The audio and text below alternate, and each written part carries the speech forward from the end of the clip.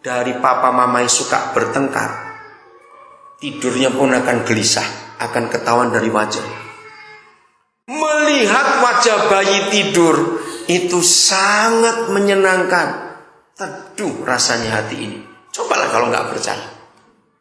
Nah, yang lain lagi, ya ini menarik. Siapa pernah perhatikan?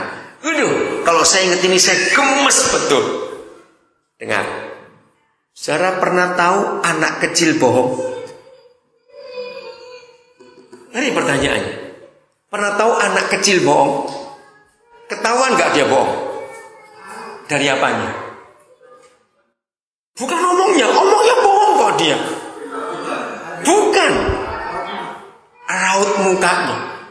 Saya itu kalau saya ketemu anak kecil bohong, saya gemes, nggak jadi marah. Dia itu bohong ngomongnya, tapi mukanya bilang enggak. Ngerti nggak maksud saya? Saya nggak bisa menerangkan. Ya, yang sudah punya anak pasti tahu. Dengarkan, kalau mereka cerita bohong, wajahnya itu ngomong bohong, dia itu bohong. Ngerti maksud saya? Nah itu saya gemes kan kalau saya lihat begitu itu. Anak kecil itu luar biasa. Nah di situ saya belajar. Ini intermezzo saja. Apa bedanya melihat wajah anak kecil tidur dan melihat wajah orang gede tidur? Apa jawab? Siapa bisa tahu bedanya apa? Loh ini menarik saudara. Betul, saya itu belajar dari anak kecil. Orang tua gelisah bukan. Ayo, bukan gelisah saja, enggak. Apa bedanya lihat wajah anak kecil tidur dan wajah orang gede tidur? Ini display surga loh, saudara kan menunjukkan. Ayo. Ngorok, bukan. Anak kecil mau ada yang ngorok kok. Ayo, anak kecil. Ayo, siapa bisa jawab? Polos, hampir betul. Gini jawabnya, jangan tersinggung. Wajah anak kecil yang tidur itu nggak ada gambar duit, sudah. Amin kan cepat. Tapi kalau wajah kita tidur kelihatan itu dolarnya hijau, biru, merah, kelihatan semua. Ngerti ilustrasi ini betul tidak? Nah itu anak kecil. Maka itu sebagai ambassadors kerajaan surga, anak-anak kita itu displaynya. Saudara, sudah ratusan keluarga yang tertolong ketika saya menemukan kebenaran ini. Apalagi kita orang Indonesia ya, orang Timur. Anak kecil lagi berontak, berteriak, marah, melotot, ngelawan dalam nama Yesus. Dengar, jangan pernah dibentak balik dan dimarahi. Anak itu sakit hati. Kok bisa? Semua anak kecil yang merontak, yang ngelawan, yang melotot, yang membentak, dengar cuma satu, dia nggak didengar pendapatnya. Dia capek, maka itu dia berontak. Saya menemukan kebenaran di Alkitab, saudara. Maka itu penting sekali ketika anak-anak saudara ngelawan. Lah kita orang Timur kan sombong. Kecil-kecil kurang ajar, teplok, wah sakit hati itu anak, malah kita pukul mukanya.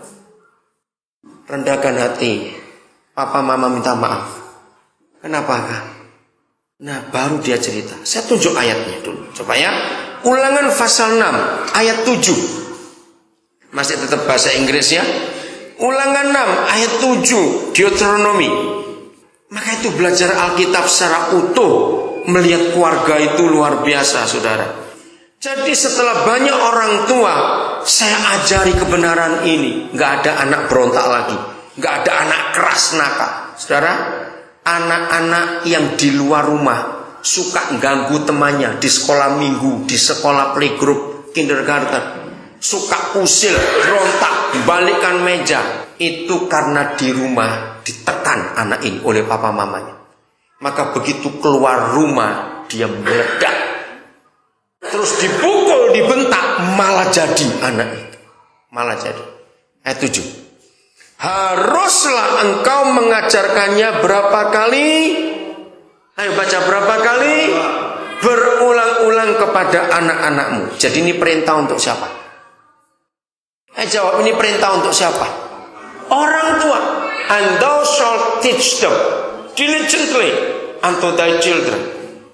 Maka itu dengar papa mama. Kalau sampai ada papa mama ngomong gini, sudah berapa kali papa ngomong ini pada kamu? Saya ajari anak-anak, jawab Quran berulang-ulang. Oh enggak, amin. Loh benar, saya ngajari anak-anak bukan untuk kurang ajar. Karena Alkitab ini kita langgar. Jadi kalau baru 3-4 kali ngomongin anak, itu belum berulang-ulang. Ayo hitung, disebut berulang-ulang itu berapa kali? Berapa? Setiap kali. Jadi ngajarin anak nggak boleh cuma sudah 3 kali papa ngomong, kurang. Berulang-ulang kok 3 kali. Hebat ayat ini, saudara. Anak-anak dengar ya kamu ya. Kalau mamamu marah, kurang karena berulang-ulang. Saya lupa harus ngomong begitu. Karena ini perintah. Kalimat kedua. Dan membicarakannya. Kita lihat. And shall talk of them. Talk of them. Apa kata talk of them? Kata talk of, membicarakannya. Tambahkan kata diskusikan dengan anak. Nah ini yang tidak ada di dalam display kerajaan surga. Orang tua timur itu otoriter, betul tidak? Karena papamu dulu otoriter.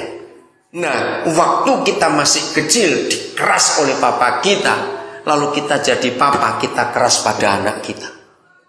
Nggak bisa. Ini salah. Anak itu berontak. Maka itu kenapa 99% keluarga-keluarga Kristen kehilangan anak waktu remaja. Padahal waktu sekolah minggu anak itu rajinnya luar biasa. Hafal ayat, lagu-lagu. Begitu teenager, youth hilang. Karena ini gak dipakai. Saudara, berdiskusi dengan anak itu luar biasa. Dengarkan pendapat anak itu. Maka itu bedanya pendidikan barat dan Indonesia.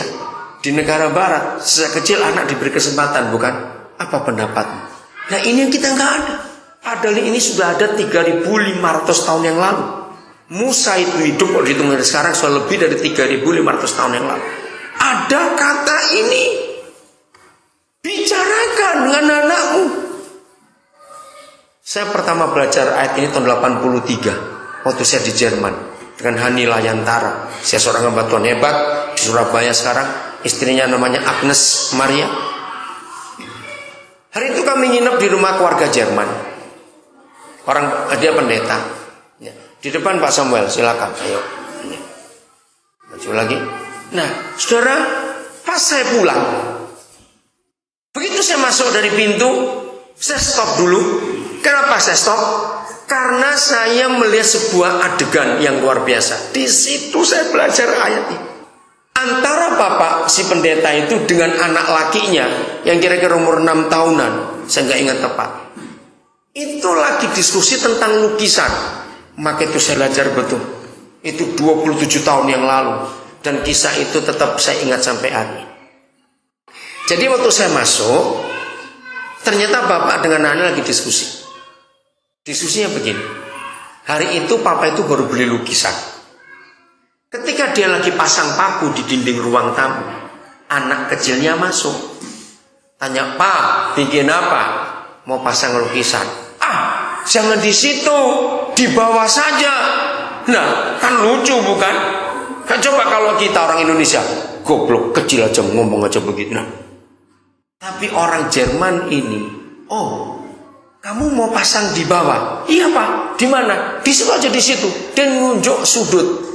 Nah waktu mereka ada di sudut ruang tamu itu, saya pas masuk. Lalu saya perhatikan. Begitu lukisan ditaruh, terus mereka menuju ke ruang tamu tempat saya berdiri. Nah terus bilang, "Nah kalau kamu mau lukisan dipasang di pojok situ, lihat ini. Ini ada Om Daniel juga baru datang. Mana orang bisa ngelihat?" Saudara, di situ saya belajar. Saudara tahu seorang anak kecil kalau dia diterangkan lalu ngerti, wajahnya ngomong sesuatu enggak? Ngerti enggak maksud saya? Wajahnya itu wajah. Itu saya nggak bisa bayar, saya nggak bisa ngelukiskan. Maka itu lihatlah wajah anak.